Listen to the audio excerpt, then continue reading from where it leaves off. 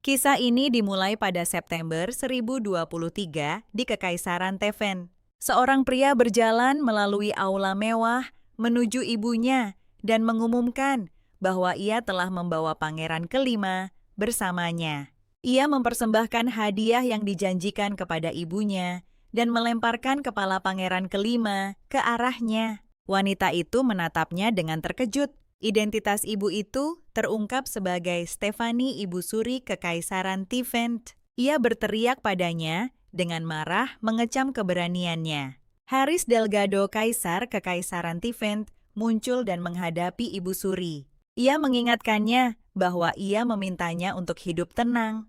Ia secara terbuka menuduhnya membunuh permaisuri selama ketidakhadirannya. Ia memperingatkannya bahwa jika ia terus melakukan tindakan ini, ia tidak punya pilihan selain membunuh ibunya. Di adegan lain, seorang kanselir memberitahu kaisar bahwa ia tidak menyangka Ibu Suri akan menyingkirkan permaisuri secepat itu. Identitas kanselir terungkap sebagai Oscar Taylor, kanselir kerajaan. Ia menunjukkan penyebaran rumor bahwa bagindalah yang membunuh permaisuri ketiga. Kaisar Harris muncul di pemandiannya tampak gelisah. Ia berkomentar pahit tentang betapa cepatnya wanita itu menyebarkan rumor. Oscar meyakinkan kaisar bahwa mereka tidak tahu apa yang akan dilakukan faksi wanita itu, jadi pengawasan diperlukan. Kaisar berkomentar bahwa dengan tidak adanya permaisuri istana, harus dilindungi dengan segala cara. Kaisar memerintahkan kanselir untuk mengirimkan belasungkawa dan memilih hadiah yang sesuai untuk ayah mendiang permaisuri. Oscar setuju untuk menanganinya. Kaisar merenungkan nasibnya, mencatat bahwa ia terjebak di tempat terkutuk ini dan bahwa 3 permaisuri telah menemui ajalnya setelah naik takhta. Harris menyadari bahwa tidak ada wanita yang ingin menjadi permaisuri sekarang, tetapi dia menekankan perlunya seorang permaisuri untuk mengekang faksi-faksi yang bermusuhan. Dia bertanya-tanya, apakah Ibu Suri benar-benar ibu kandungnya? Dia bertanya-tanya, apakah Ibu Suri benar-benar ibu kandungnya? Dan mencari cara untuk menemukan bukti akan hal itu. Dia menyatakan keinginannya untuk menghancurkan wanita itu dan kekuatan di belakangnya jika dia bisa. Kanselir Oscar melanjutkan laporannya, mencatat bahwa wilayah utara tidak stabil dan bahwa kelompok bernama Raskal sering menyerang utara. Kaisar mendengar kata utara dan bertanya-tanya, apakah keluarga Snow ada hubungannya dengan itu? Adegan beralih ke 1 November 1023. Di utara Kekaisaran tirani Eleanor Snow, putri ketiga dari keluarga Snow, terlihat terluka. Dia melihat sekeliling dan menemukan tumpukan mayat berserakan di mana-mana. Jaden Snow, Count Snow, ayahnya muncul dan bertanya, apakah Owen dan Osborne berhasil melarikan diri? Dia menjawab, tidak meyakinkan ayahnya bahwa mereka akan segera tiba, dan menyatakan dengan sedih bahwa mereka telah dikhianati. Latar belakangnya dijelaskan. Keluarga Snow, Owen, dan Osborne bersama-sama melawan Raskal yang merupakan kaum pagan penyembah dewa kehancuran. Eleanor menceritakan apa yang terjadi, menjelaskan bahwa Duke Owen mengusulkan rencana untuk memancing Raskal dan menyerang mereka bersama, dan keluarganya mengikuti rencana itu. Tapi Owen dan Osborne mengkhianati mereka. Karena pengkhianatan ini, keluarga Snow tidak bisa bertahan sendirian, dan mereka harus menyaksikan musuh membanjiri Snowlands. Menyimpulkan bahwa jiwa-jiwa tak terhitung dari keluarga Snow telah hilang. Eleanor memerintahkan gerbang ditutup dan menuntut anak buahnya bertahan dan mencegah musuh mencapai pusat sampai dia kembali. Ayahnya Count Jaden bertanya kemana dia akan pergi. Dia menjawab bahwa dia akan pergi ke ibu kota untuk menemui Yang Mulia Kaisar. Ayahnya mengungkapkan keterkejutannya, menyebut Kaisar gila dan menanyakan rencananya. Setelah bertemu dengannya dengan tatapan bertekad, dia tahu bahwa dia punya rencana. Di ibu kota, kanselir kerajaan Oscar memberitahu Kaisar Harris bahwa wilayah keluarga Snow berada di ambang kehancuran akibat invasi Raskal. Kanselir lain menyatakan ketidakpercayaannya. mencatat bahwa Snow bukanlah tempat yang mudah jatuh, dan menjelaskan bahwa meskipun serangan Rascal sempat dipukul mundur keluarga Owen dan Osborn mengkhianati Snow. Kanselir lainnya memperingatkan bahwa kemungkinan para pengkhianat akan bersekutu dengan Rascal untuk menyerang Snow lagi segera. Kaisar kemudian berpikir bahwa jika Snow jatuh, seluruh wilayah utara akan cepat runtuh, terutama karena Owen dan Osborn tidak memiliki kekuatan yang cukup untuk memukul mundur Rascal sendirian. Kaisar Harris menyimpulkan bahwa situasi ini pasti akan menyebabkan kampanye militer berulang. Sementara itu, dia merasakan kehadiran seseorang menghunus senjatanya dan bertanya siapa penyusup itu. Eleanor muncul mengenakan jubah yang menyembunyikan wajahnya dan meminta maaf karena menyusup dengan cara ini menjelaskan bahwa dia datang untuk bertemu Baginda secara diam-diam dan memohon pengampunan. Kaisar terkejut mendengar suara wanita dan bertanya bagaimana dia bisa masuk. Dia menjawab bahwa dia tahu sedikit sihir, jadi dia bertanya mengapa dia datang. Dia melepas tudungnya dan mengumumkan bahwa dia memiliki sebuah permintaan. Dia memperkenalkan dirinya sebagai Eleanor Snow dari keluarga Snow dan memintanya untuk meluangkan sedikit waktunya. Kaisar menurunkan senjatanya dan memberitahunya bahwa dia akan memaafkannya karena menerobos masuk mencatat bahwa dia sudah sering mendengar nama Snow hari ini. Tapi dia memperingatkannya dengan dingin bahwa jika permintaannya tidak menyenangkan hatinya, dia akan mati di tempat saat itu juga. Dia memerintahkannya untuk berbicara dan menyampaikan permintaannya. Eleanor mulai menjelaskan situasinya, menyatakan bahwa perang telah pecah di tanah Snow. Mereka menderita kerusakan parah setelah pertempuran dengan Rascal, dan yang lebih parah lagi, Owen dan Osborn menyerang mereka setelahnya menempatkan Snow dalam posisi yang sangat sulit.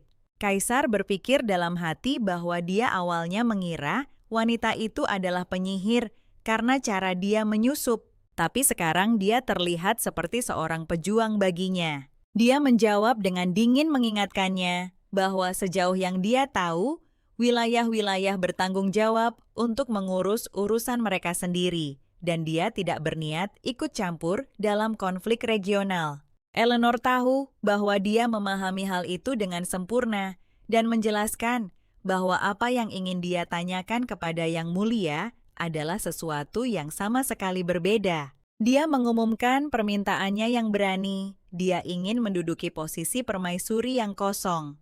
Ekspresi Kaisar langsung berubah, dan aura kekuatan serta tekanan terpancar darinya.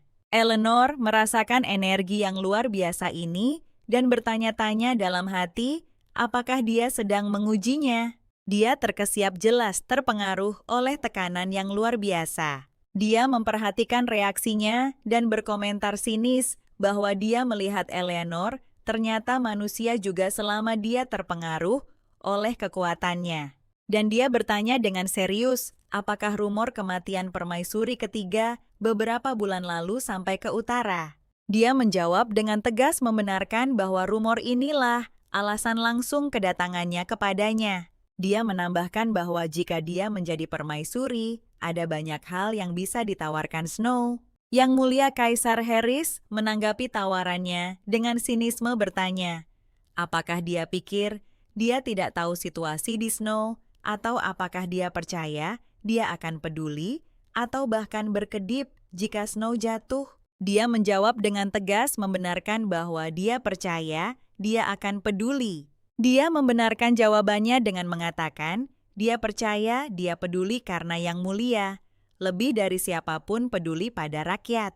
Kaisar menyebut ini delusi, tetapi dia bersikeras pada posisinya menyangkalnya. Dia menyajikan bukti untuk klaimnya menunjukkan bahwa dia selalu bergabung dalam kampanye, bahkan tanpa berpartisipasi secara pribadi, hanya untuk memastikan meminimalkan kerusakan pada desa-desa, dan selalu berusaha menjauhkan musuh untuk melindungi rakyat. Kaisar terdiam sejenak tergerak oleh apa yang dikatakannya. Lalu dia bertanya padanya, apakah ini penilaian ayahnya? Count Snow dia menjawab bahwa ini adalah penilaiannya sendiri. Dia mencapainya melalui pengamatan tindakan Yang Mulia. Dia mengabaikan pujiannya dan kembali ke topik utama. Dia bertanya, mengapa dia ingin menjadi permaisuri. Dia menjawab jujur bahwa motifnya saat ini adalah untuk melindungi keluarga Snow. Kaisar terkejut. Dia bertanya-tanya, apakah dia benar-benar menginginkan posisi permaisuri hanya untuk menghentikan perang regional. Dia menggambarkan tindakannya sebagai berani. Dia tahu bahwa dia siap melakukan apa saja untuk melindungi keluarganya. Kaisar Harris memperingatkannya bahwa istana tidak akan menjadi tempat yang berbelas kasih baginya. Sebagai seorang permaisuri, dia membalas dengan tegas. Dia mengingatkannya bahwa utara itu kuat, tahan terhadap dingin yang menusuk, dan es yang tajam. Kaisar tersenyum seolah menerima tantangannya. Dia mengumumkan bahwa dia setuju dan tidak sabar melihat seberapa banyak yang bisa dia tahan. Eleanor berterima kasih padanya karena menerima permintaannya dan berjanji akan membalas budi ini seumur hidupnya. Setelah mendapatkan persetujuannya, dia meminta izin untuk segera kembali ke utara. Dia menjelaskan bahwa dia perlu kembali dan membantu ayahnya. Kaisar dengan tegas menolak permintaannya. Memanggilnya Nona Snow, dia mengungkapkan keterkejutannya dan segera menyimpulkan bahwa dia tidak mempercayainya. Dia membenarkan kecurigaannya. Dia bertanya dengan tajam bagaimana dia bisa mempercayainya, padahal mereka baru bertemu beberapa jam. Dia memberitahunya bahwa dia akan mengirim seseorang untuk menemaninya dan memerintahkannya untuk tinggal dan beristirahat untuk saat ini. Kemudian, dia mengumumkan bahwa mulai sekarang dia akan secara pribadi campur tangan dalam urusan utara. Kemudian Eleanor duduk sendirian di kamarnya di istana. Dia berpikir bahwa Kaisar tampak seperti pria yang menepati janjinya, tetapi kecemasan mencengkeramnya. Dia bertanya-tanya apa yang akan terjadi jika utusannya tiba terlalu lambat dan kastil salju jatuh. Yang bisa dia lakukan hanyalah berdoa agar ayahnya bisa bertahan. Dia teringat saudaranya dan tenggelam dalam kenangan pahit perang di mana dia kehilangan sepupu dan kakak laki-lakinya. Dia ingat bagaimana kakaknya selalu menyuruhnya berhati-hati dan tetap di belakangnya, dan dia selalu menatapnya dengan mata penuh kebanggaan dan aspirasi. Kini dia bertanya-tanya dengan sedih apakah mereka sudah mengadakan pemakaman atau apakah jasad mereka masih belum dimakamkan. Dia mencoba menghibur dirinya dengan berpikir bahwa cuaca dingin di utara akan mencegah jasad membusuk, tetapi dia menangis terseduh-seduh menyadari kebenaran pahit itu. Jasad-jasad itu akan membusuk. Dia membayangkan tubuh mereka berubah menjadi kerangka benda-benda anorganik belaka yang hidupnya telah berhenti. Dia menyeka air matanya dan menguatkan tekadnya meyakinkan dirinya bahwa pernikahan ini adalah satu-satunya jalan. Fakta bahwa dia akan menjadi bagian dari keluarga permaisuri akan memastikan perlindungan salju di masa depan, dan untuk itu dia harus menjadi lebih kuat. Pikirannya terganggu oleh ketukan di pintu, dan seorang pelayan mengumumkan bahwa dia menerima perintah dari Yang Mulia. Eleanor mengizinkannya masuk. Pelayan itu memperkenalkan dirinya sebagai Cecily dari istana dan memberitahunya bahwa Yang Mulia menginstruksikannya untuk melayaninya tanpa kelalaian sedikit pun. Namun Cecily tampak bingung dan bertanya-tanya siapa orang yang seharusnya dia layani. Eleanor bertanya padanya apa yang Kaisar katakan tentang identitasnya. Dia menjawab bahwa Yang Mulia hanya memerintahkannya untuk melayani tamu istana tulip. Eleanor menerima informasi itu dengan tenang. Dia menyadari bahwa dia diperkenalkan hanya sebagai tamu dan menyimpulkan bahwa dia harus menyembunyikan fakta bahwa dia adalah calon permaisuri sebisa mungkin, dan mulai bertanya-tanya siapa musuhnya di dalam istana ini. Sementara itu, Kaisar Harris membahas masalah tersebut dengan kanselirnya Oscar yang menyatakan keterkejutannya. Bertanya, apakah benar Putri Salju itu meminta untuk menjadi permaisuri Oscar, menyesalkan tindakannya. Bertanya-tanya, apakah dia tidak menghargai hidupnya dan menyatakan pemahamannya tentang perasaan tidak adil Kaisar, karena orang-orang percaya dia membunuh permaisuri-permaisuri sebelumnya. Dia menggambarkannya sebagai pemberani dan berani meskipun dia tidak mengetahui kebenarannya. Kaisar mengejutkan kanselirnya dengan senyuman, memberitahunya bahwa dia pikir wanita itu tahu sesuatu. Harris menjelaskan bahwa wanita itu mengetahui taktik militernya untuk menjauhkan musuh dari desa-desa guna mengurangi kerusakan sesuatu yang seharusnya tidak dia ketahui karena belum pernah berada di medan perang. Dia menggambarkannya sebagai cerdas dan menambahkan bahwa kecerdasan inilah tepatnya mengapa dia tidak bisa mempercayainya. Tapi dia menambahkan bahwa pada saat yang sama, wanita itu menarik. Oscar keberatan dengan keputusan Kaisar mengingat bahwa mengirim Ksatria Hitam ke utara adalah langkah yang berlebihan. Dia mengingatkan Baginda bahwa Ksatria Hitam adalah yang terkuat dari 4 divisi Ksatria miliknya dan bahwa mengirim Adrian bersama mereka adalah masalah serius. Kaisar menjawab bahwa pengabdian sebesar ini harus ditunjukkan kepada calon permaisuri dan mengungkapkan perintahnya kepada Adrian. Bahwa jika sesuatu yang mencurigakan terjadi di utara, dia memiliki izin untuk melenyapkan segalanya. Oscar segera menyadari bahwa Kaisar mencurigai perang regional ini mungkin adalah jebakan yang diatur bersekongkol dengan Ibu Suri. Kanselir menyimpulkan bahwa Baginda tidak percaya sepatah kata pun dari apa yang dikatakan Eleanor. Tapi Kaisar bertanya-tanya, apa yang akan terjadi jika semua yang dia katakan itu benar? Dan ketika Oscar bertanya, apakah dia benar-benar akan menyambutnya sebagai permaisuri, dia mengingat tawarannya dan tahu bahwa dia akan melakukannya jika wanita itu masih menginginkan posisi tersebut. Sementara itu, di wilayah salju di utara, 2 pedagang Adipati Owen dan Pangeran Osborne menghadapi pasukan kekaisaran. Owen bertanya dengan marah tentang arti intervensi ini dan bagaimana Baginda berani ikut campur dalam urusan wilayah utara, sesuatu yang belum pernah dia lakukan sebelumnya. Adrian Terris, komandan, pengawal kekaisaran, melangkah maju dan memberitahu mereka dengan dingin bahwa tidak perlu alasan untuk melaksanakan perintah kekaisaran. Dia tahu bahwa permusuhan mereka terhadap salju sekarang berarti permusuhan terhadap istana kekaisaran. Duke Owen terkejut dengan pengumuman ini dan merasa ada yang tidak beres, jadi dia memerintahkan pasukannya untuk segera mundur. Dia mundur mengumpat dan bergumam bahwa kemenangan sudah di depan mata, lalu memerintahkan untuk kembali ke tanah mereka. Adrian tiba di kamp salju dan menanyakan Count Jaden. Seorang pemuda melangkah maju dan memperkenalkan diri secara resmi sebagai Havelian. Snow putra kedua keluarga itu, serta mengumumkan bahwa dia adalah Count Snow yang baru. Kembali ke istana Eleanor, diberitahu tentang berita itu. Kaisar memberitahunya bahwa ayahnya, Count Jaden, bertempur dengan terhormat dan sangat disayangkan. Dia meninggal karena jika dia hanya memimpin dari belakang, dia tidak akan menemui ajalnya.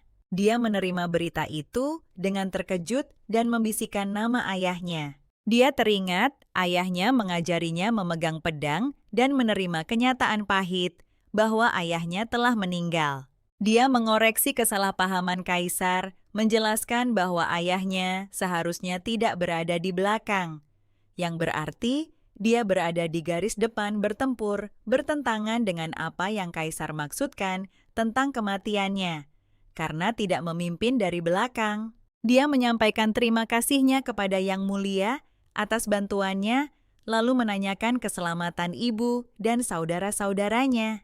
Dia meyakinkannya bahwa mereka semua masih hidup. Harris bertanya padanya, apakah setelah semua yang terjadi, dia masih ingin menjadi permaisuri? Dia sangat yakin dengan keinginannya. Dia menanyakan logikanya bertanya-tanya, apakah dia percaya bahwa keluarga Snow sebagai keluarga permaisuri, mereka akan aman dari Owen dan Osborne. Dia menjawab dengan tegas menyatakan keyakinannya bahwa adik keduanya, Count Havelian Snow, tidak akan melemah. Dia menatapnya serius dan bertanya, apakah dia bersedia mempertaruhkan nyawanya demi keluarganya.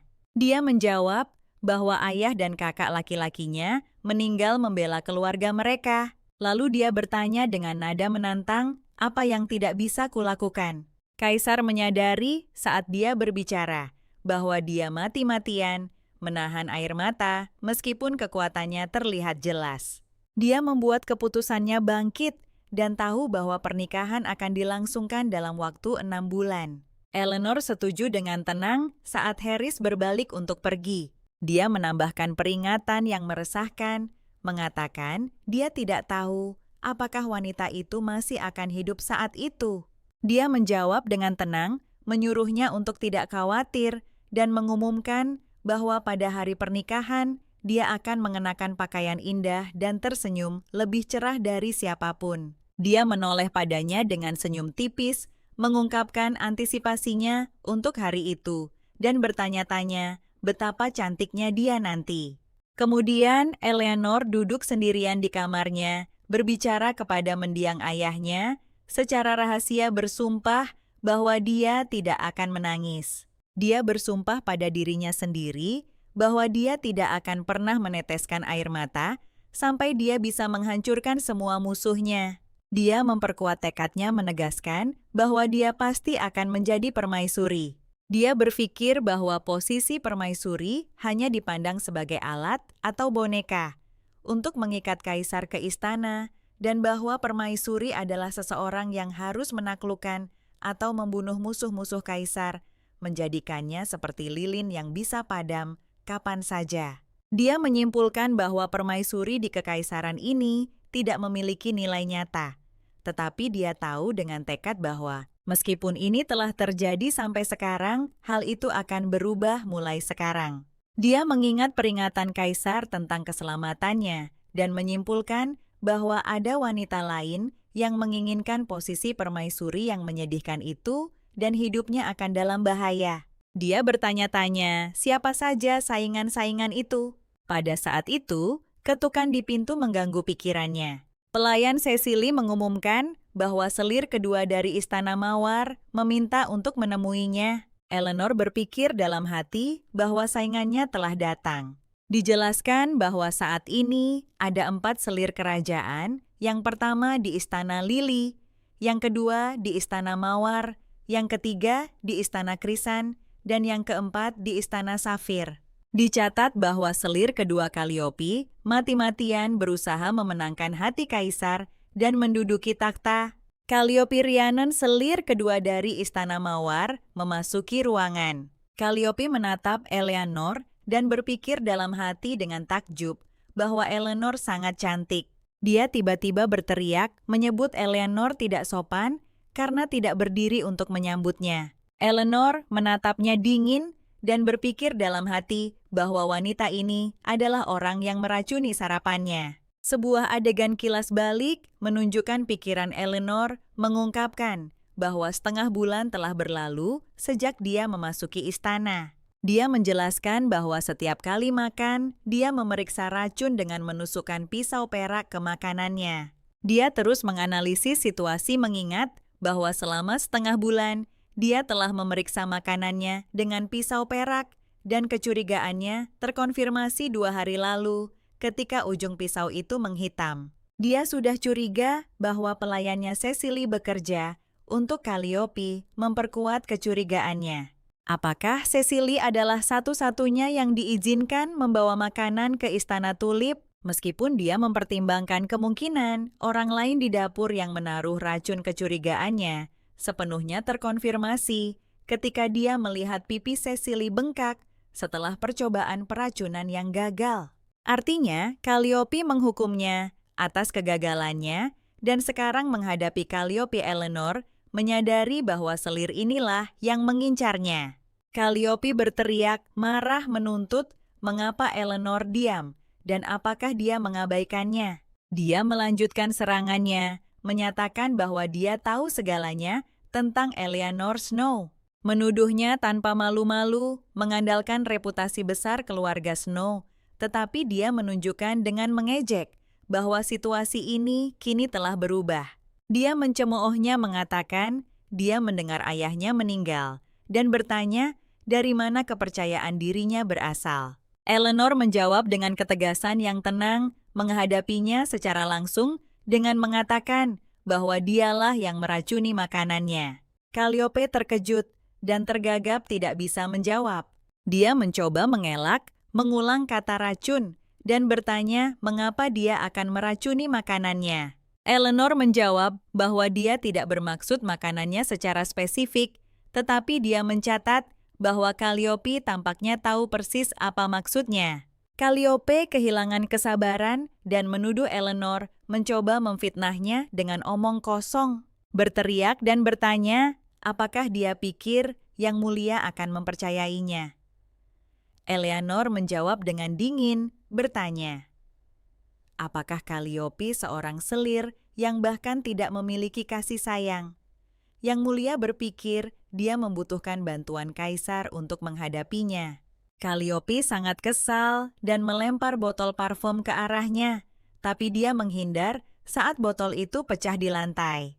Calliope memperingatkan Eleanor Snow bahwa dia akan menyesali ini. Dia menjawab dengan senyum tenang bahwa dia tidak tahu apa-apa tentang penyesalan, karena dia tidak pernah menyesali apapun dalam hidupnya. Di tempat lain, Hinz Eugler, asisten Ibu Suri, dia membenarkan bahwa bangsawan dari keluarga Snow sekarang berada di Istana Tulip. Dia menambahkan bahwa dia tampaknya mempertaruhkan segalanya untuk melindungi keluarganya dan berusaha menjadi permaisuri. Ibu Suri berkomentar bahwa Pangeran Jaden Snow tidak bisa diyakinkan untuk bergabung dengannya sampai akhir.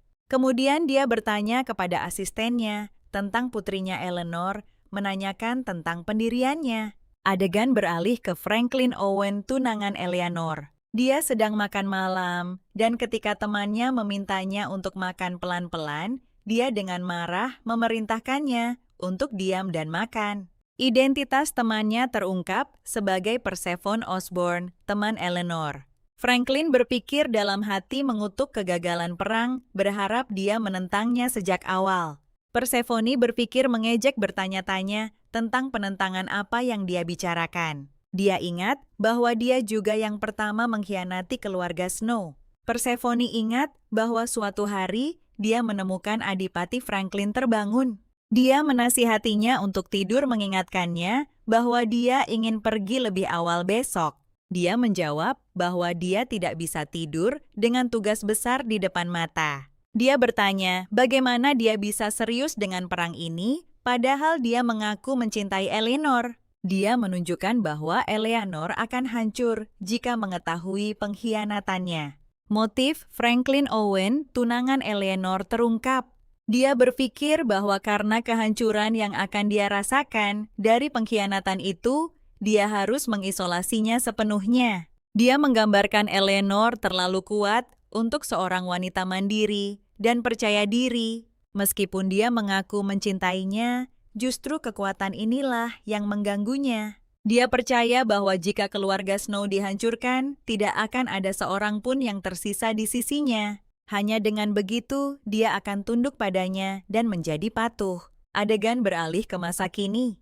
Franklin membanting meja dengan marah, mempertanyakan mengapa kaisar ikut campur dalam urusan utara dan menyatakan siapa dia, sehingga berani mengeluarkan perintah untuk mengakhiri perang. Dia berpikir dengan sedih tentang apa yang akan terjadi jika perang itu berhasil. Persephone berpikir dalam hati bahwa bahkan jika perang itu berhasil, Ellie tidak akan pernah mematuhinya. Dia menjelaskan bahwa Eleanor adalah wanita seperti itu, dan sambil mengelus rambutnya, dia menawarkan dirinya sebagai alternatif, menunjukkan bahwa dia yang telah mencintainya sejak lama bisa mematuhinya. Dia berpikir pahit bahwa tidak seperti Eleanor yang menurutnya tidak pernah mencintai Franklin, bahkan sesaat pun dia mampu mematuhinya. Sementara itu, adegan kembali ke Eleanor di Istana Tulip. Dia memperhatikan bahwa ibu kota ramai dengan persiapan festival Tahun Baru, sementara istananya sunyi senyap. Dia melihat bayangannya dan tahu bahwa inilah posisinya saat ini di istana. Wanita di Istana Tulip yang tidak diperhatikan siapapun, Tetapi dia menguatkan tekadnya, memutuskan bahwa ini tidak penting dan dia akan segera mengubah situasi. Menyatakan bahwa masa berkabung telah berakhir, dia memutuskan bahwa dia sekarang harus memikirkan para penyintas. Dan dia tentu saja adalah salah satu dari mereka dan memutuskan bahwa sudah waktunya untuk bertemu Kaisar. Adegan beralih ke penjara bawah tanah yang gelap, tempat Kaisar Harris berdiri di depan seorang tahanan yang terikat dan terluka berkomentar bahwa situasinya benar-benar aneh. Sebelumnya tahanan itu mencoba menikamnya dengan belati saat dia tidur, tetapi dia terkejut ketika mencoba menikamnya mendapati Kaisar dengan mudah mencengkeram pergelangan tangannya. Saat ini, Kaisar mengejek pria berambut merah itu bertanya, apakah dia pikir dia akan beruntung hanya sekali dan berhasil membunuhnya? Dia mencengkeram dagu penyerang dan bertanya mengapa dia pikir dia akan berhasil melakukannya. Dan setelah merenung sejenak, dia tahu bahwa sihir pengendali pikiran yang kuat adalah alasan di balik serangan itu. Pada saat itu, Kanselir Oscar tiba untuk memberitahu Baginda bahwa Eleanor Snow ingin menemuinya. Kaisar berbalik memutuskan sudah waktunya untuk bergerak dan berpikir dalam hati bahwa wanita itu ingin memanfaatkannya. Dia memerintahkan kanselirnya untuk membawanya kepadanya di penjara bawah tanah. Oscar memimpin Eleanor ke penjara bawah tanah yang gelap. Dia masuk dan memberi hormat kepada Baginda. Kaisar menjawab dengan tahanan terikat masih di belakangnya, bahwa dia sibuk seperti yang bisa dilihatnya, dan berharap alasan kunjungannya penting. Dia menatapnya dengan mantap dan bertanya apakah dia boleh mendekat. Harris memperhatikan bahwa ekspresinya sama sekali tidak berubah, bahkan setelah dipanggil ke penjara bawah tanah ini. Dia merasa ini menarik dan mengizinkannya mendekat. Eleanor melangkah maju melihat melewati Kaisar ke arah tahanan yang terikat dan segera menyadari bahwa dia merasakan sihir gelap berasal darinya. Dia memusatkan pandangannya padanya dan mengkonfirmasi kecurigaannya, menyatakan bahwa pria itu memang di bawah pengaruh sihir pengendali pikiran. Kaisar menyatakan kekagumannya mencatat bahwa dia bisa mengidentifikasinya dengan segera. Dia mengingatkannya bahwa dia mendengar dia tahu sedikit sihir, tetapi mengakui dia lebih baik dari yang dia duga. Dia menjawab dengan rendah hati bahwa dia sedang memujinya. Dia memberitahunya sambil tersenyum bahwa dia tidak suka memiliki penyihir terampil di dekatnya, karena dia tidak pernah tahu kapan mereka mungkin menipunya. Dia menatapnya dan meyakinkannya bahwa dia tidak akan menyembunyikan apapun darinya. Dia menambahkan bahwa Kaisar adalah orang yang kuat dan tidak bisa ditipu. Dia berhenti sejenak lalu langsung bertanya padanya apa yang ingin dia katakan. Dia mulai menyampaikan argumennya mengingatkannya bahwa festival tahun baru akan segera tiba. Dia bertanya padanya dengan nada penuh makna, apakah dia penasaran tentang apa yang mungkin terjadi di tengah acara yang gembira dan indah ini, dan mengulangi pertanyaannya tentang apakah dia bertanya-tanya apa yang mungkin terjadi selama pertemuan besar ini. Wajahnya berubah serius, dan dia langsung memintanya untuk menjelaskan petunjuknya. Menanyakan apakah dia mengatakan sesuatu akan terjadi di festival tahun baru. Dia melihat ke arah tahanan dan bertanya terlebih dahulu apakah pria ini tertangkap mencoba membunuh Baginda. Dia membenarkan bahwa ini sayangnya benar. Dia menganalisis situasi menunjukkan bahwa istana kekaisaran selalu dipenuhi oleh mereka yang menginginkan nyawa Baginda dan bahwa inilah alasan menurutnya yang membuatnya ingin pergi ke medan perang. Namun dia menambahkan bahwa dia tidak bisa meninggalkan istana sekarang karena posisi permaisuri kosong dan tidak ada yang bisa menjaga stabilitas istana. Dia sepenuhnya setuju dengan analisisnya, membenarkan bahwa jika dia tidak ada di istana, tanpa permaisuri untuk menjaga ketertiban kekacauan akan terjadi. Dia menyampaikan peringatannya bahwa jika bencana terjadi selama festival tahun baru, di mana seluruh kekaisaran berkumpul sementara dia masih di ibu kota Baginda, akan dicap sebagai kaisar yang tidak kompeten. Dia mengakui logikanya masuk akal dan menyimpulkan bahwa dia tampaknya memiliki gambaran yang jelas tentang apa bencana potensial ini. Dia mengajukan ancaman spesifik mengingatkannya bahwa sudah lama sekali sejak celah besar terbuka. Dia mengulangi kata celah. Di belakangnya dijelaskan bahwa celah adalah gerbang yang dibuka oleh pengikut Raskal membawa monster ke tanah ini, dan membukanya membutuhkan pengorbanan manusia yang tak terhitung jumlahnya. Kaisar segera mengerti apa yang dia maksud dan bertanya padanya, apakah dia berarti musuh akan menggunakan orang-orang yang berkumpul di festival sebagai korban untuk secara paksa membuka celah itu. Dia membenarkan bahwa inilah yang dia yakini, meskipun dia berharap tidak ada yang terjadi dan tahu bahwa jika sesuatu terjadi, dialah yang akan menghentikannya. Dia berkomentar dengan nada mengejek, mencatat bahwa dia mengklaim ini seolah-olah dia benar-benar bisa mengusir monster. Dia tahu bahwa jika dia berhasil menghentikan bencana itu, biarlah ini menjadi bukti bahwa keluarga salju tidak pernah meninggalkan kesetiaannya kepada kekaisaran, bahkan sedetik pun. Kaisar berpikir dalam hati menyadari bahwa dia menyatakan kesediaannya untuk secara pribadi mengorbankan hidupnya untuk mengusir monster hanya untuk mendapatkan kepercayaannya. Dia menyimpulkan bahwa dia tampaknya lebih menghargai keluarga dan rumahnya daripada dirinya sendiri. Dia menjawab menegaskan bahwa alasannya adalah karena mereka adalah keluarganya. Dia sangat tersentuh mengulang kata keluarga.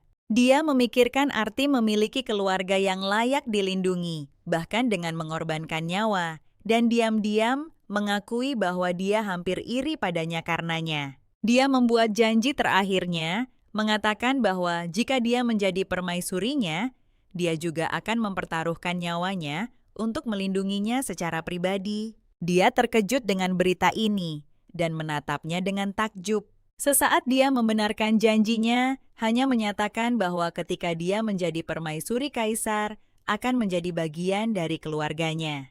Keheningan menyusul dan dia menyadari keraguannya, bertanya-tanya dalam hati, mengapa dia ragu begitu lama, dan apakah dia tidak mempercayai kata-katanya.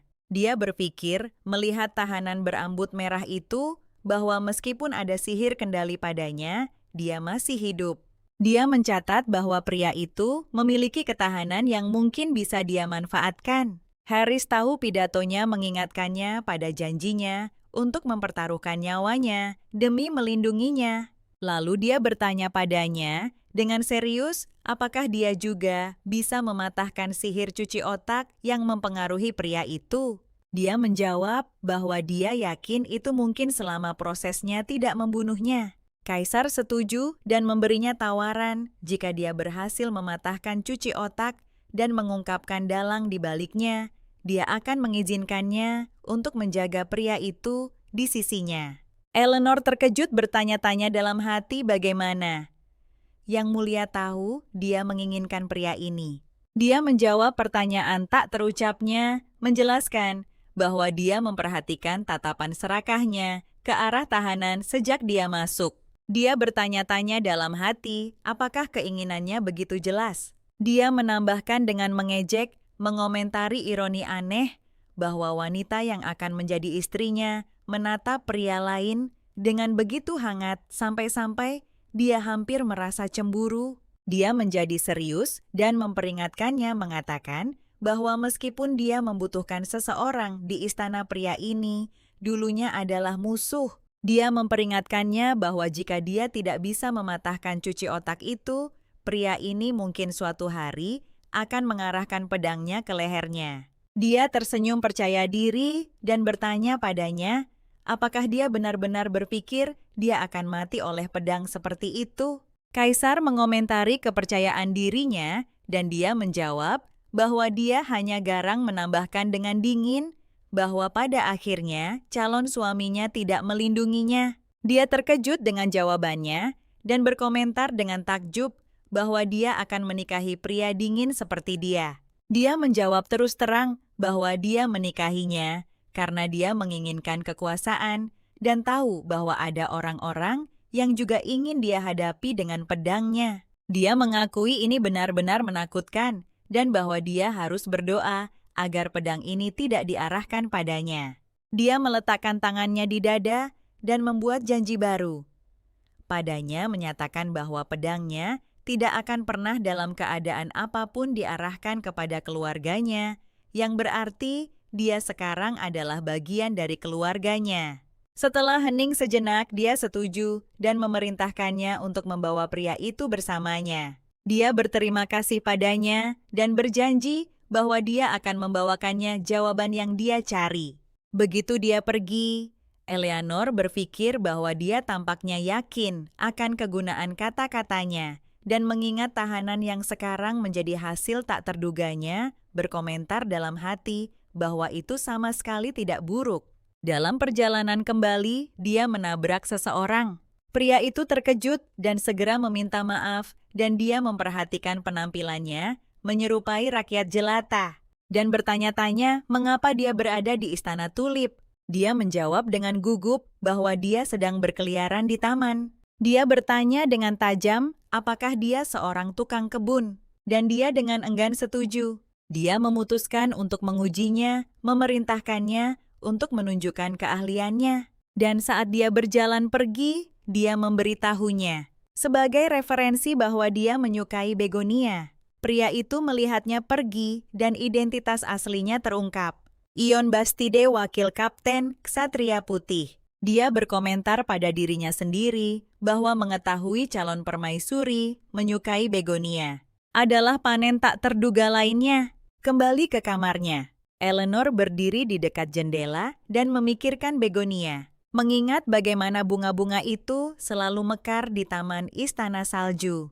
Dia bertanya-tanya dengan sedih, apakah dia akan bisa melihat pemandangan itu lagi? Pikirannya terganggu oleh ketukan di pintu, dan sebuah suara memberitahunya bahwa ada kiriman untuknya. Pintu dibuka dan tahanan itu dikirim oleh Kaisar. Dilemparkan tak sadarkan diri ke lantai di depannya. Dia berkomentar pada dirinya sendiri bahwa Kaisar mengirimnya dengan cepat.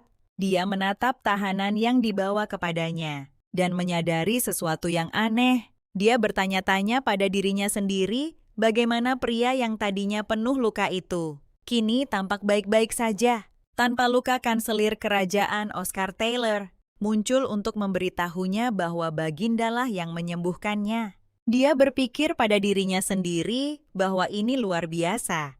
Dijelaskan bahwa kemampuan penyembuhan adalah kekuatan khusus, hanya digunakan oleh anggota garis keturunan Delgado. Dipilih oleh para dewa, dia tahu itu. Kemampuan penyembuhannya yang luar biasa adalah alasan yang membuatnya tetap aman. Meskipun telah melawan banyak monster, Kanselir Oscar tiba-tiba mengganti topik pembicaraan. Menanyakan apakah dia sudah menyelesaikan masalah pertunangannya dengan benar. Ketika dia terlihat bingung, dia menjelaskan bahwa yang dia maksud adalah tunangannya, Adipati Muda Franklin Owen. Dia tahu bahwa Adipati Oscar Taylor adalah salah satu dari sedikit orang kepercayaan Kaisar. Dia meremas gaunnya bertanya-tanya dalam hati, apakah kanselir sengaja membahas pertunangan itu? Untuk mengujinya, dia teringat dengan pedih kerabat-kerabat yang terbunuh, Vere Erik Altat dan ayahnya. Dia berdiri dan tahu bahwa mereka adalah kerabat sedarahnya yang meninggal karena rencana jahat Owen dan Osborne. Kemudian dia menghadapinya bertanya, apakah menurutnya dia masih punya alasan untuk mempertahankan pertunangan itu. Oscar menjawab bahwa dia mendengar dia dekat dengan Adipati Owen sejak masa kecil mereka. Dia mengakui bahwa mereka memang teman baik. Dia mendesaknya bertanya, apakah ini berarti itu adalah pertunangan tanpa cinta? Dia menjelaskan bahwa mereka yang memimpin harus menanggung beban tertentu dan bahwa keputusan pertunangan itu demi wilayah. Karena dia memiliki kedekatan yang dia sebutkan dengan Franklin, dia pikir itu tidak buruk pada saat itu. Tapi dia tahu betul bahwa perasaannya terhadap teman lamanya sekarang hanyalah kebencian. Dia terus menanyainya bertanya, apakah dia berniat membalas dendam pada mereka setelah naik takhta menjadi permaisuri. Dia menjawab dengan tegas dan tanpa ragu bahwa dia memang berniat melakukannya. Oscar mengawasinya berpikir dalam hati bahwa tidak peduli luka apapun yang dia ungkit, ekspresinya tidak berubah. Dia menyimpulkan bahwa dia adalah wanita yang berani, dan ini cukup untuk menarik minat yang mulia. Dia mengakhiri pembicaraannya, meminta maaf atas kekasarannya, dan menyarankan percakapan yang lebih menyenangkan lain kali. Dia membalas dengan senyum tipis tahu bahwa percakapan itu menyenangkan baginya.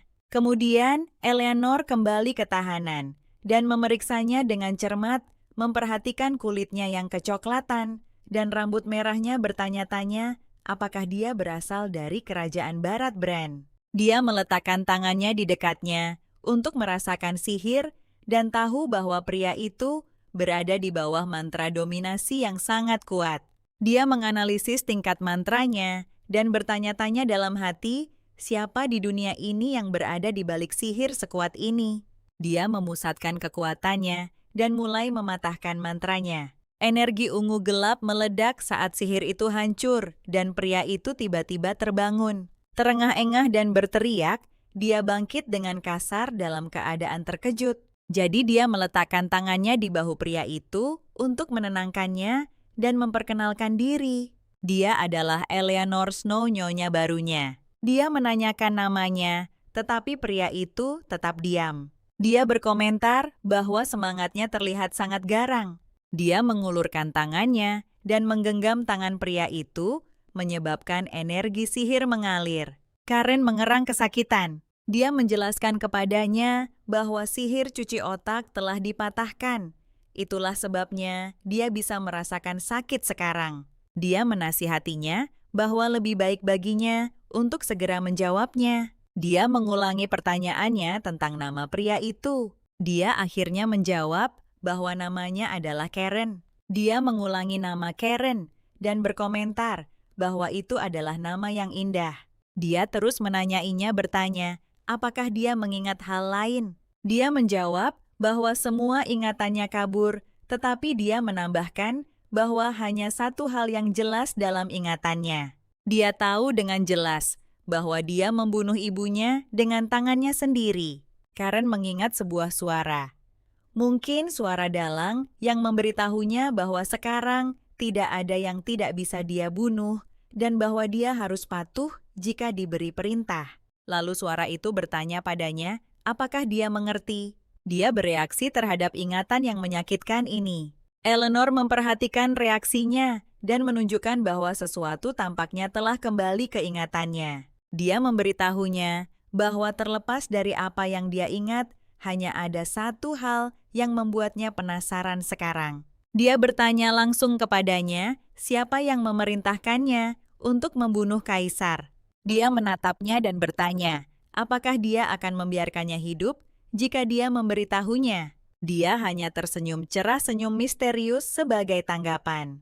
Dia menjawab bahwa itu adalah seorang wanita, menambahkan bahwa dia adalah wanita paling mulia yang saat ini berada di istana kekaisaran. Dia mengidentifikasi orang yang memberi perintah sebagai Ibu Suri Stefani. Adegan beralih ke istana Ibu Suri, di mana asistennya bertanya mengapa dia terlambat. Dia membalas dengan bertanya apa maksud perkataannya. Asisten itu memberitahunya bahwa upaya pembunuhan gagal dan pembunuh itu tidak menyembunyikan wajahnya. Dia tersenyum dan berkomentar bahwa dia tidak berpikir itu akan berhasil. Asisten itu mengungkapkan kekhawatiran bahwa dia mungkin akan buka mulut dan mengaku di bawah siksaan kaisar. Tapi dia mengenalnya dengan yakin, menyatakan bahwa tidak ada yang bisa mematahkan sihir cuci otak itu, dan bahwa Kaisar Horace tidak akan menemukan apapun. Dia mengganti topik pembicaraan, bertanya apakah persiapannya sudah selesai. Dia mengenalnya dan dia telah mempersiapkannya dengan sempurna. Dia tersenyum dan berpikir dalam hati bahwa hari itu tidak akan lama lagi, hari di mana dia tidak akan lagi mendengar kata ibu yang terkutuk itu. Adegan beralih ke istana Lily, di mana selir kedua Calliope terlihat berlari ke arahnya. Dia terlihat marah dan berpikir bahwa Eleanor benar-benar mengabaikannya. Dia mengingat kata-kata sebelumnya, mempertanyakan apakah dia membutuhkan bantuan kaisar untuk menghadapi selir yang tidak memiliki kasih sayangnya. Dia mengepalkan tinjunya dengan marah dan bersumpah bahwa dia akan membuat Eleanor membayar mahal karena meremehkan para selir kekaisaran. Dia menerobos masuk ke kamar selir kekaisaran pertama, mengumumkan bahwa dia datang karena ada masalah penting yang ingin dibicarakan. Aurelia Rogers, selir kekaisaran pertama, Istana Kekaisaran, mendongak dari bukunya dan bertanya-tanya dengan tenang mengapa Calliope menemuinya. Selir pertama Aurelia menghadapi Calliope, merangkum usulnya bahwa dia meminta mereka untuk bergabung mengusir tamu dari Istana Tulip. Eleanor Calliope dengan antusias membenarkan bahwa itulah yang dia maksud. Aurelia bertanya dengan senyum tenang, mengapa dia harus melakukan itu yang mengejutkan Calliope. Dia menjawab dengan bingung, menjelaskan bahwa jelas tamu ini akan menjadi permaisuri berikutnya. Jadi mereka harus menyingkirkannya terlebih dahulu. Dan dia mencoba menggoda Aurelia dengan mengatakan bahwa dia sebagai selir pertama adalah orang yang seharusnya menjadi permaisuri. Aurelia memberitahunya sambil menyeruput tehnya bahwa dia tampaknya keliru dan tahu dengan dingin bahwa dia tidak pernah mendambakan posisi permaisuri. Dia menekan tangannya sebagai tanda halus kebohongannya dan berpikir dalam hati sambil membayangkan Kaisar Horace Delgado bahwa dia tidak menginginkan posisi itu, tetapi ingin menjadi istri pria itu. Calliope mencoba membantah, tetapi Aurelia melanjutkan mengklaim bahwa Yang Mulia hanya meminta mereka untuk menjalankan peran mereka sebagai selir dan bahwa dia ingin mengikuti perintahnya. Kemudian, dia bertanya pada Calliope, dengan nada mengejek, apakah hal itu juga berlaku untuknya. Calliope segera mundur mengklaim dengan bingung bahwa dia hanya datang karena ingin membantu selir pertama. Aurelia tersenyum dan menyebut kunjungannya tidak berguna. Aku tahu dia tidak butuh bantuan apapun. Calliope terpaksa pergi tersenyum palsu dan berpikir dalam hati menyebut. Aurelia rubah licik dan bertanya-tanya dengan sinis apakah Aurelia mengira dia tidak tahu tentang cinta tulusnya pada kaisar. Saat hendak pergi, dia meminta Aurelia untuk berpura-pura tidak mendengar pembicaraannya hari ini. Tetapi dia tiba-tiba berhenti dan berbalik untuk memberikan pukulan psikologis kepada Aurelia. Bertanya apakah dia pernah melihat Eleanor Snow secara langsung. Saat Aurelia menyeruput tehnya dalam diam, Calliope menambahkan bahwa Eleanor sangat cantik dan dia yakin Kaisar akan jatuh cinta sepenuhnya padanya, bukan hanya sebagai kaisar, tetapi sebagai seorang pria. Kata-kata ini membuat Aurelia terkejut, sementara Calliope melirik terakhir dengan senyum jahat dan pergi. Aurelia yang ditinggal sendirian menjatuhkan sendoknya saat dia mengulang nama Eleanor Snow. Sementara itu, di Istana Tulip Eleanor dikunjungi oleh seorang pria yang memperkenalkan dirinya sebagai Ion.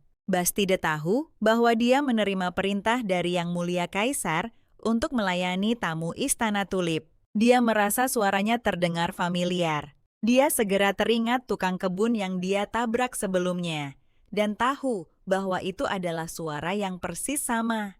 Dia menyadari bahwa penampilannya sekarang sebagai ksatria bangsawan sangat berbeda dari penampilannya sebelumnya sebagai rakyat jelata dan bertanya-tanya apakah dia menggunakan sihir untuk mengubah wujudnya. Dia tahu bahwa sihir semacam ini bukanlah sesuatu yang bisa digunakan sembarang orang. Dia berdiri dan memperkenalkan dirinya secara formal menyambut Tuan Bastide. Ion tersenyum dan dengan ramah memintanya untuk memanggilnya Ion. Dia menganalisis situasi secara internal, menyimpulkan bahwa satu-satunya alasan untuk menempatkan seseorang yang mampu menggunakan sihir sekuat itu di sampingnya pastilah untuk pengawasan. Dia mengakhiri pemikirannya dengan kesimpulan yang mengkhawatirkan bahwa Yang Mulia masih tidak mempercayainya. Adegan berakhir dengan sebuah bidikan yang menunjukkan Istana Salju Utara yang tertutup salju di utara tepatnya di Istana Salju.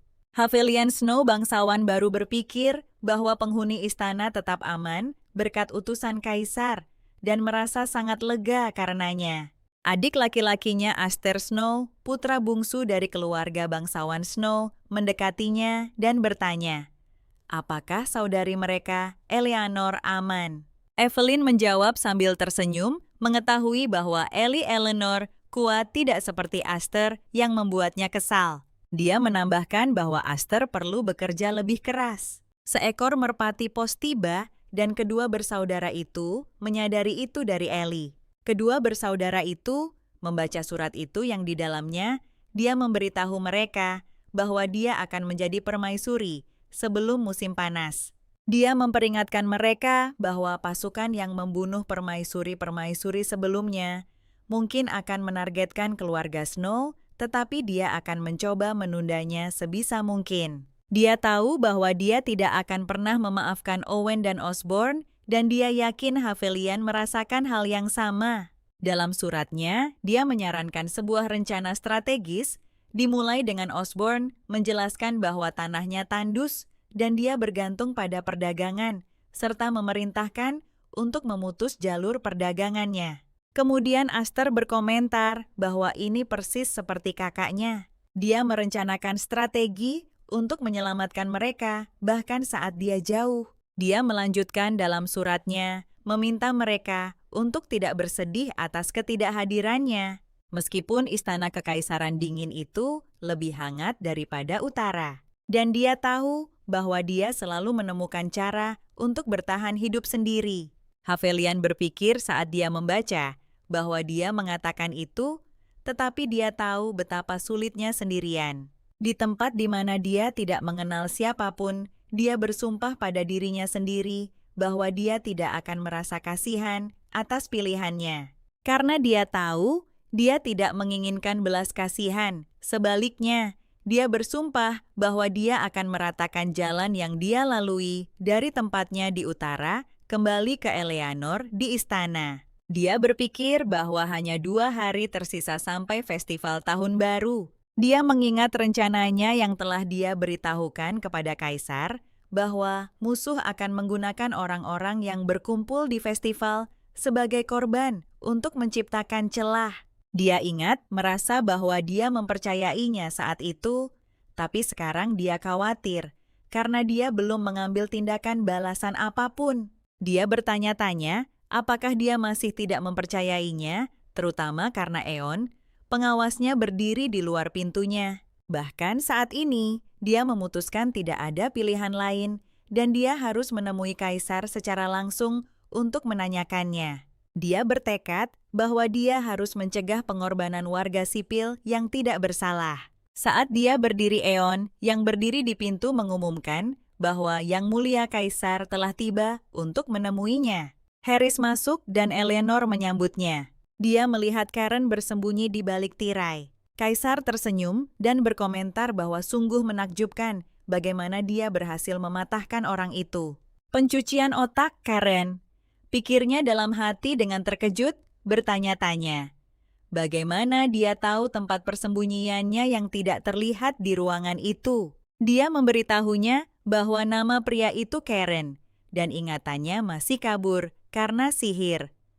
Tapi dia jelas mengingat orang yang mengeluarkan perintah pembunuhan itu. Harris mendengarkan laporannya dan berpikir apakah orang yang Karen bicarakan adalah Ibu Suri seperti yang dia duga.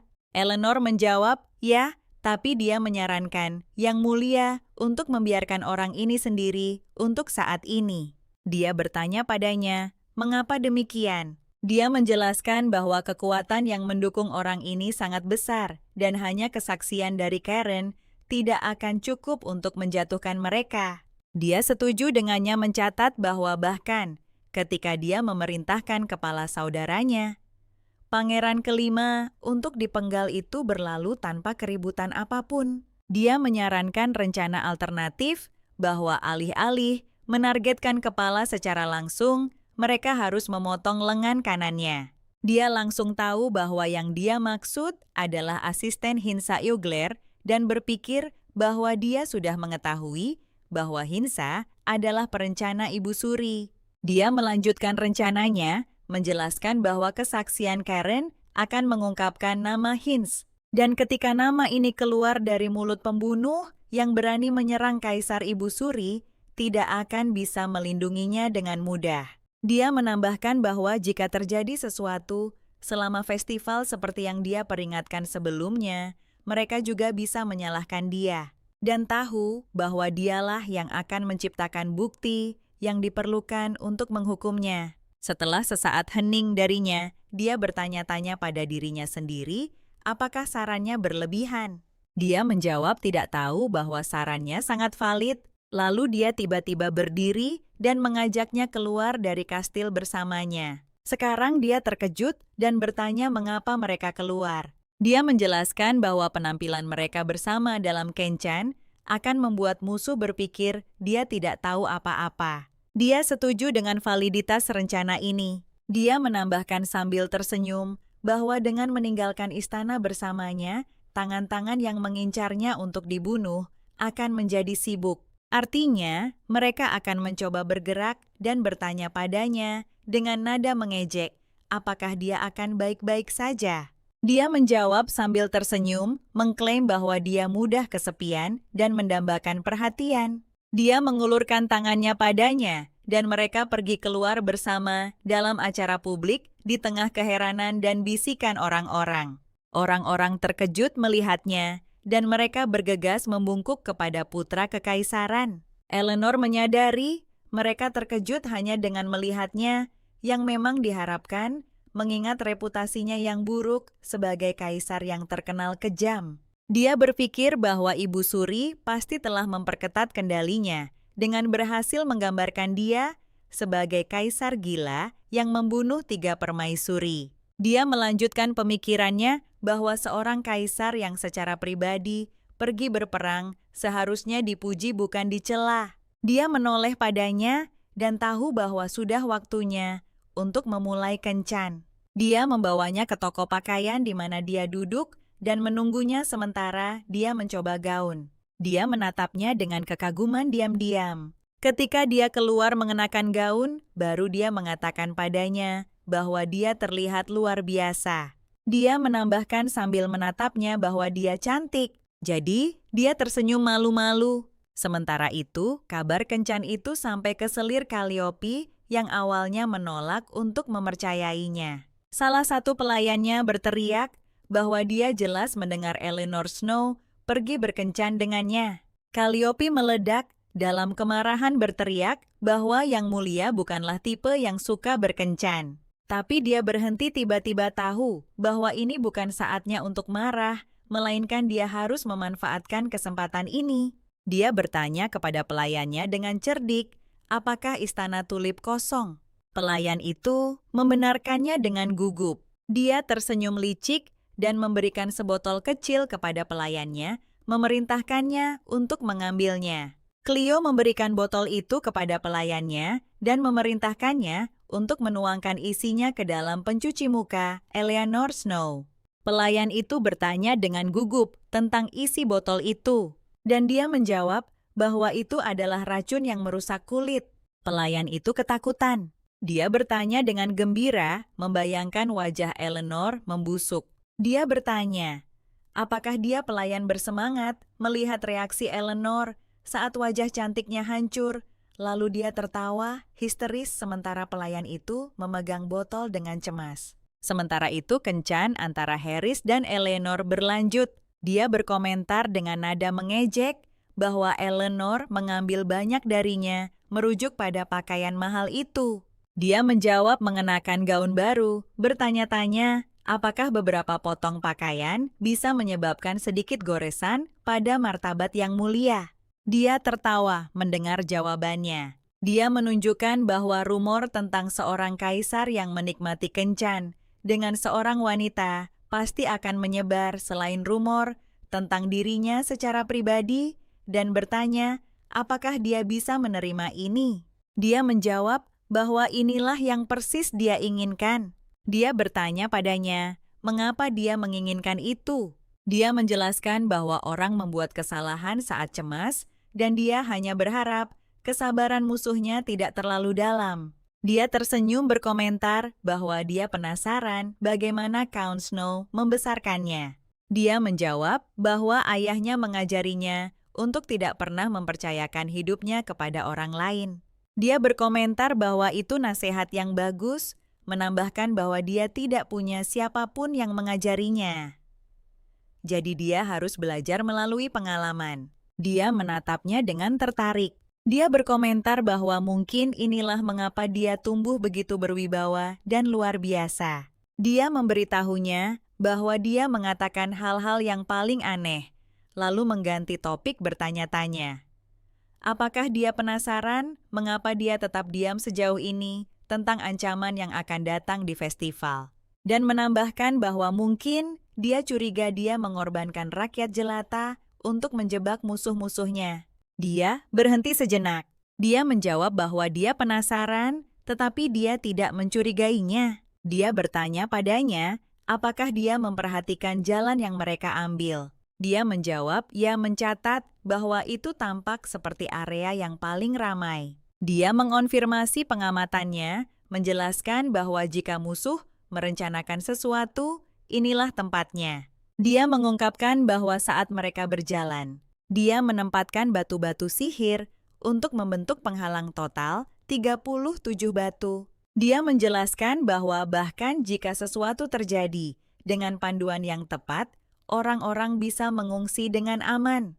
Dia berpikir dalam hati bahwa dia sudah siap, seperti yang dia duga, dan inilah mengapa dia datang ke alun-alun hari ini. Dia menambahkan bahwa dia akan membutuhkan ksatria untuk membimbing orang-orang, tetapi dia tidak bisa berbicara sembarangan karena kemungkinan adanya mata-mata di antara mereka.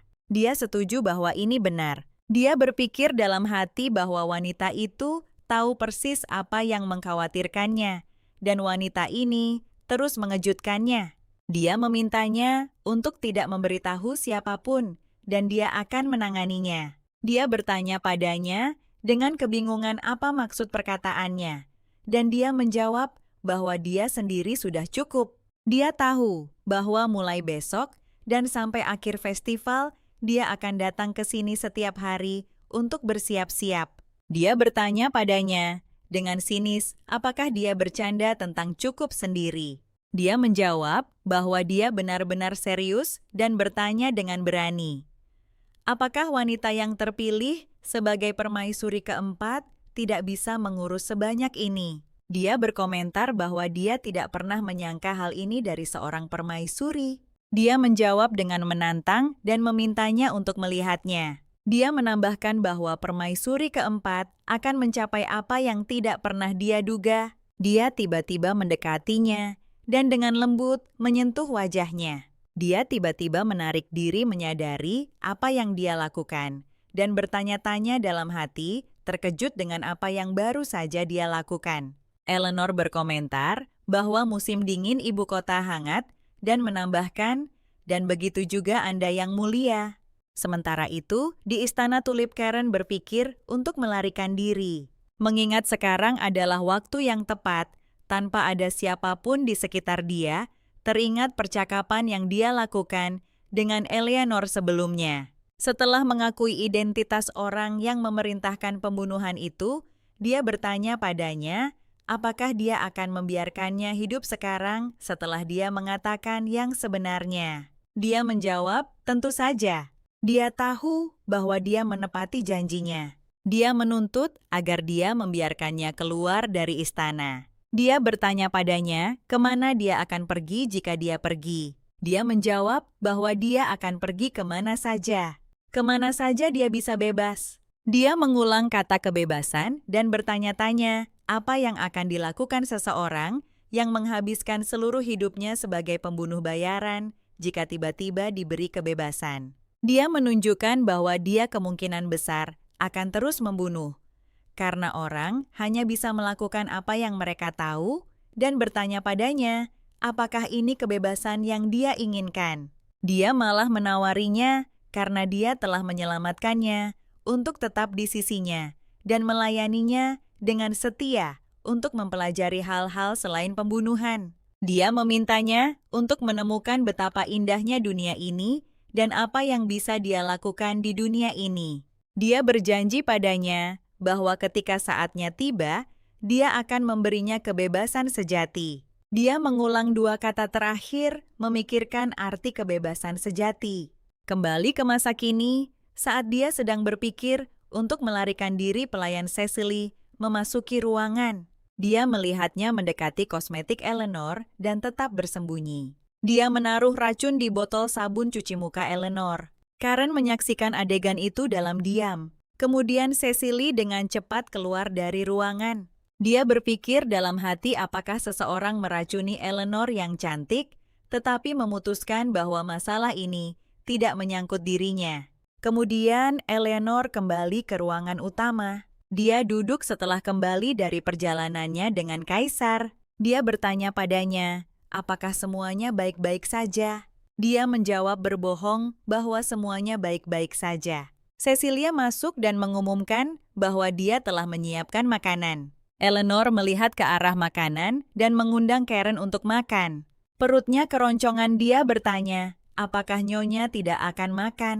Dia memberitahunya bahwa dia sudah makan di luar saat berkencan dengan Kaisar dan menjelaskan kepadanya bahwa dia menyiapkan makanan ini khusus untuknya. Karen makan pai daging itu. Eleanor berkomentar bahwa pai daging itu sepertinya cocok dengan seleranya. Dia membenarkan bahwa pai daging itu memang lezat. Dia mengenang mengatakan bahwa pai daging rusa adalah yang paling terkenal di wilayah salju. Dia menggambarkan perasaan kembali dari dinginnya, musim dingin memegang pai dengan tangan beku dan menggigitnya. Dia menggambarkan bagaimana perasaan ini membuatnya merasa seperti memiliki dunia. Dia mengungkapkan kerinduannya akan hari itu. Dia berjanji kepadanya bahwa suatu hari mereka akan pergi ke salju untuk makan pai itu bersama. Dia menambahkan bahwa ini akan terjadi ketika kedamaian menguasai segalanya. Setelah momen ini, Karen tiba-tiba mengganti topik pembicaraan dan memberitahunya bahwa sebelumnya dia melihat pelayan Cecily memasukkan sesuatu ke dalam toner kecantikannya. Dia menatapnya lalu tersenyum tenang dan berterima kasih padanya karena telah memberitahunya. Di Istana Mawar, Calliope merayakan terlalu cepat percaya bahwa hari ini akan menjadi terakhir kalinya wajah cantik Eleanor terlihat. Dia sedang mengoleskan kosmetiknya sendiri. Berpikir dengan gembira bahwa Eleanor akan segera kembali dari acara di luar untuk mencuci wajahnya dan menggunakan toner beracun itu. Dia mengungkapkan penyesalannya karena tidak bisa melihat sendiri hasil yang mengerikan itu. Dia berencana bahwa setelah wajahnya rusak, dia tidak akan pernah bisa meninggalkan Istana Tulip. Tiba-tiba, dia merasakan sakit terbakar di wajahnya. Dia berlari ke cermin untuk berteriak ngeri saat melihat wajahnya berdarah dan terkikis. Dia bertanya-tanya dengan panik, mengapa racun itu ada di pencuci wajahnya sendiri. Dia segera tahu dirinya telah dikhianati dan bertanya-tanya bagaimana pelayannya Cecily berani melakukan itu padanya. Dalam keadaan histeris, dia bersumpah tidak akan pernah memaafkan Cecily dan Eleanor Snow. Sementara itu, di Istana Lili Selir pertama, Aurelia menerima laporan tentang apa yang terjadi. Dia berkomentar dengan tenang bahwa pelayan Eleanor Cecily telah menaruh racun di toner Calliope. Dia mencatat bahwa Eleanor Snow sedang melakukan langkah berani. Cecily berdiri di hadapannya, jadi dia bertanya mengapa Cecily datang sendiri dan di mana Eleanor. Cecily menjawab bahwa majikannya pergi membeli gaun dan akan kembali pada malam hari. Aurelia menjadi sangat marah, mencela bagaimana Eleanor berani mengabaikan panggilannya dan menuntut Cecily memberitahunya persis apa yang Eleanor katakan. Cecily gemetar menyampaikan pesan arogan Eleanor, yaitu bahwa Eleanor tidak harus datang hanya karena selir pertama memanggilnya, dan jika Aurelia menginginkan sesuatu, Aurelia harus datang dan mengunjungi majikannya. Mengenai Eleanor sendiri, kemarahan Aurelia semakin memuncak, dan dia bersumpah akan membuatnya melihat betapa konyolnya kesombongan ini. Dia memerintahkan Cecily untuk mengawasinya dan segera memberitahunya setelah Eleanor kembali dari luar istana. Eleanor berjalan di jalanan ibu kota, menyamar dengan topi dan mantel. Dia teringat saat dia bersama Harris yang memberitahunya bahwa dia juga akan bergabung dengannya besok untuk mencari monster. Dia bertanya, apakah itu agar mereka bisa bersiap bersama? Dia membenarkannya. Dia menatapnya menganalisis dalam hati, apakah keputusannya berasal dari kekhawatiran padanya, kecurigaan padanya, atau keduanya. Kemudian, dia menunjukkan kepadanya bahwa jika yang mulia terus muncul di tempat yang sama, setiap hari musuh akan mengetahuinya. Dia meyakinkannya bahwa ini tidak akan terjadi dan menyuruhnya menunggunya besok jam 10 pagi di kafe teh yang sedang mereka lewati saat ini. Dia berpikir merasa kasihan karena harus menyembunyikan wajahnya. Bertanya-tanya apa sebenarnya yang dia rencanakan, berkeliaran di kota dengan wajahnya yang dikenal. Jadi dia tiba di kafe dengan menyamar dan menyadari dia belum tiba. Saat dia menunggu, dia terkejut melihat seorang pria duduk di depannya yang tidak mirip kaisar, tetapi memiliki warna rambut dan mata yang berbeda. Tapi dia tahu itu adalah Yang Mulia. Dia tersenyum berkomentar bahwa dia tampak terkejut melihatnya. Dia menjelaskan bahwa dari dekat dia bisa mengenalinya, tetapi dari jauh dengan perubahan warna rambut dan mata, dia tidak akan pernah mengenalinya. Dia membenarkan, ini adalah metode sihir yang sering dia gunakan saat bepergian menyamar. Eleanor berpikir bahwa ini berbeda dengan gaya Eon Bastide Kesatria yang berpura-pura menjadi tukang kebun yang sepenuhnya mengubah fitur wajahnya. Saat dia menyebut nama dan kemampuan Eon Kaisar terkejut, bertanya-tanya bagaimana dia tahu Eon Bastide bisa menggunakan sihir transformasi. Peristiwa berlanjut di kafe, di mana dia dengan berani bertanya kepadanya, setelah membandingkan sihir sederhananya, mengubah warna rambut dan mata dengan sihir transformasi lengkap, yang dia lihat dari ksatria Eon Bastide, yang berpura-pura menjadi tukang kebun. Apakah kemampuan sihirnya lebih rendah darinya? Kaisar tampak tidak senang dan berkomentar bahwa dia benar-benar tahu. Itu mengatakan hal-hal kasar dengan wajah polos. Dia meminta maaf menjelaskan bahwa dia hanya bertanya karena sihir transformasi Sir Eon begitu sempurna sehingga membangkitkan rasa ingin tahunya. Dia berpikir dalam hati masih terkejut, bertanya-tanya bagaimana dia bahkan tahu dia menggunakan sihir transformasi. Dia menjawab pertanyaannya menjelaskan bagaimana dia mengetahuinya. Dia pertama kali melihat seorang tukang kebun mencurigakan berkeliaran di sekitar Istana Tulip dan kemudian seorang ksatria penjaga dengan penampilan yang sama sekali berbeda datang, tetapi dia memiliki suara yang identik dengannya. Dia bertanya padanya dengan takjub, apakah dia mengenalinya hanya dari suaranya, dan dia membenarkannya. Dia mengakui ini luar biasa mencatat bahwa dia adalah satu-satunya orang yang tahu tentang kemampuan sihir Eon. Dan sekarang dia telah menjadi orang kedua yang mengetahui rahasia itu. Dia memikirkan bahaya mengungkapkan kemampuannya dan bertanya-tanya sejenak, apakah dia harus menyingkirkannya untuk melindungi rahasianya, tetapi dia dengan cepat menepis pikiran itu. Bertanya-tanya pada dirinya sendiri, mengapa dia tidak ingin menyakitinya. Dia memecah keheningannya dan bertanya kepadanya dengan rasa ingin tahu untuk menceritakan sedikit tentang jenis sihir yang dia gunakan untuk menyamar. Dia terkejut pada dirinya sendiri, bertanya-tanya mengapa dia secara sukarela mengungkapkan kemampuan transformasinya kepada wanita ini, sebuah rahasia yang bahkan tidak diketahui oleh kanselirnya Oscar. Dia meminta untuk mengetahui setidaknya nama sihir itu. Dia berpikir bahwa mungkin dia hanya melakukannya untuk melihat mata itu bersinar dengan cahaya ungu terang. Dia menyalahkan dirinya sendiri karena lengah yang tidak seperti dirinya. Dia menjawab bahwa dia tidak berniat memberitahunya dan informasi itu tidak akan berguna baginya.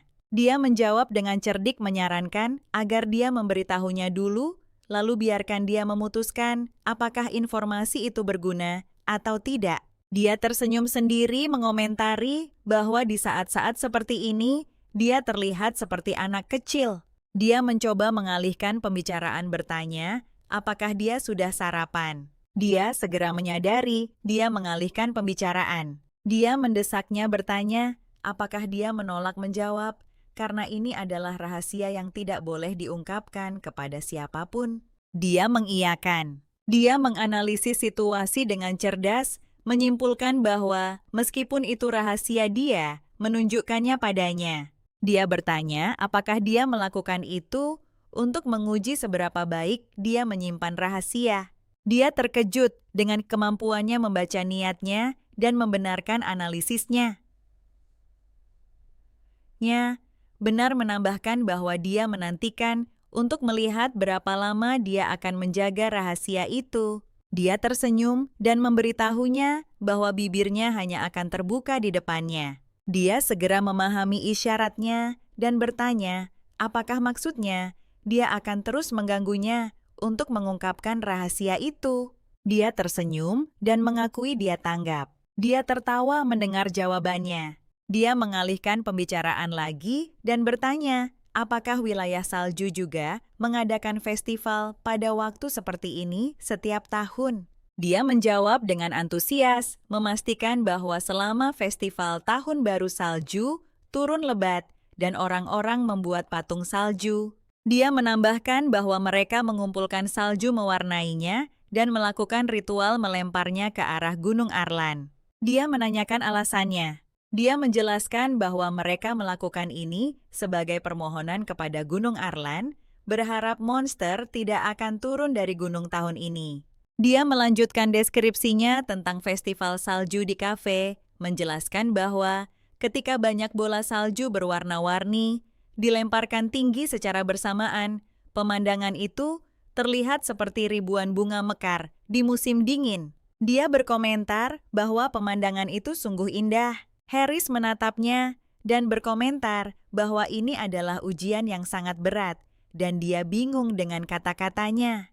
Dia berpikir dalam hati bahwa terlalu kejam untuk menghancurkan seorang wanita yang melihat bunga di salju. Dia menatapnya terharu dan mencatat dalam hati wajahnya yang tenang dan suaranya yang terkendali. Dia berpikir bahwa kaisar mengucapkan kata-kata yang cukup hangat untuk melelehkan es. Dia menyimpulkan dalam hati bahwa inilah tipe pria dia. Sementara itu, di istana Ibu Suri, asisten Hinza memberitahu Ibu Suri bahwa kaisar saat ini berada di istana kekaisaran.